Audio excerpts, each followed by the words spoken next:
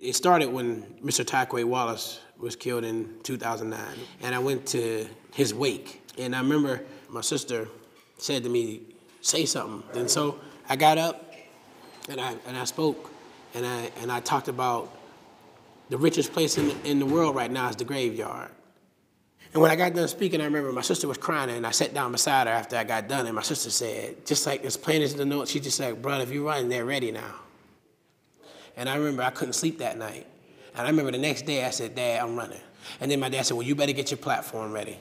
And then what makes you think you can change the city when they couldn't change it? And I said, Dad, hope, faith, and love.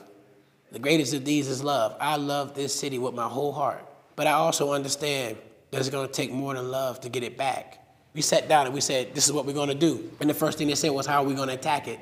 And I said, I'm going to knock on every door in this city. The day before Labor Day, and I remember I was telling my sister I was going to run, and my sister was like, go ahead, bro. You know, she was like, you're going to win, don't worry. She spoke it so vividly, like it was like real to her. And she made me believe it. And then about 3:30 in the morning, there were shots fired. And my sister was shot and killed. And I remember whispered to my mom, and I said, Mom, she gone. And that scream my mom let out to this day still stays in my mind. It was just like the world had changed at that moment.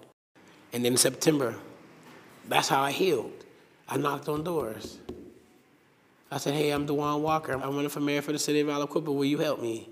I remember just knocking on doors, and I would use that time to talk to God. I would use that time to talk to my sister. 87 till now, Aliquippa is the longest standing third-class city to be in distressed status. You shouldn't be in it that long, but here we are. The city had faced a deficit of $358,000. So there was like a Act 47 plan that the city had to follow back then in order to get out of Act 47. Let's say 1987, the city had the mill shut down. But then in that same time frame, the population had eroded. And then you got fast forward with a hospital shut down. So the city had faced two, let's say, quote unquote, tragedies or two hardships that kept it in Act 47. We hired qualified candidates to be in this office. We also got a grant where we upgraded the computer system.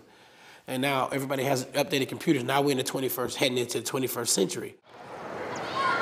All change is not cosmetic. I know we planted enough seeds in the first 2 years that I've been in office, that this administration has been here. We have planted enough seeds, and we're going to start harvesting. But you can't expect change in 2.5 years when you had a foundation that was so shaky that wasn't even a foundation. It was on sinking sand.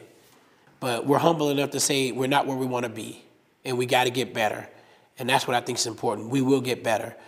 And the goal for my city is to get everybody engaged in the process, be it elections or whatever, but get engaged in your city. Every little fight that has to do with the city making progress, we need to get involved. If you're born and raised here, you know that Aliquippa is not as bad as you think, as outsiders see it. You know, that's the reputation that people need to dispel. Don't be afraid to come to Aliquippa. There's a lot of love here. There's a lot of passion here. There's a lot of people that want to do right, be right, act right.